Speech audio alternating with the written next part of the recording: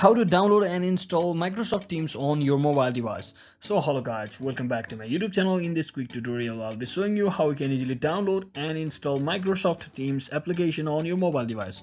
So first thing, just head over to your Play Store and just search in for Microsoft Teams application. So once you search in for that particular application, for your confirmation it has over 100 million plus downloads. So simply tap on this particular application and just click on install button over here. So depending upon your internet connection, it should automatically download and install the application on your device just like this. So you just have to wait for a few seconds.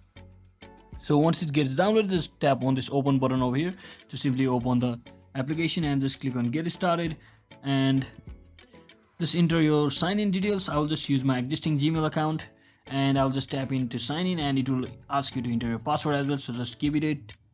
So once you do all of that, just click on save and you will be successfully logged into your account just like this. So that is it for today guys. I hope this video was helpful. If it was, don't forget to like and subscribe to the channel. See you on the next one.